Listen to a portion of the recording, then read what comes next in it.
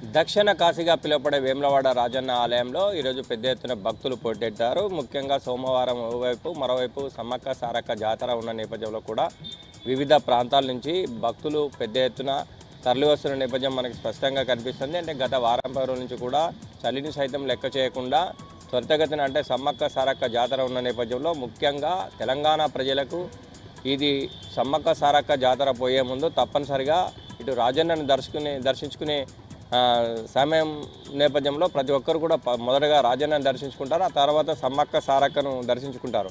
ముఖ్యంగా రాజన్న దర్శనానికి పెద్ద ఎత్తున వివిధ ప్రాంతాల నుంచి భక్తులు తరలి రావడమే కాకుండా ముఖ్యంగా చూసుకుంటే దేశంలో ఎక్కడ లేని విధంగా ఇక్కడ కోడెమొక్కుల ఆచారం ఉండడం ఒక ఎత్తు అయితే, మరియు పేదల పెన్నిదైన రాజరాజేశ్వర స్వామిని దర్శించుకోవడానికి మన తెలంగాణ రాష్ట్రం నుంచే కాక ఆంధ్రప్రదేశ్, పక్క రాష్ట్రానికి ఛత్తీస్గఢ్, ఆంధ్రప్రదేశ్ మరియు మహారాష్ట్ర నుంచి కూడా పెద్ద ఎత్తున భక్తులు తరలి వస్తుంటారు. అంటే ఏది ఏమైనా కానీ ఒక తెలంగాణ కుంభమేళైనటువంటి సమ్మక్క సారక్క జాతర నేపథ్యంలో భక్తుల తాకిడి మాత్రం రోజు రోజుకి వేములవాడ రాజన్న ఆలయంలో పెరుగుతుందని చెప్పొచ్చు.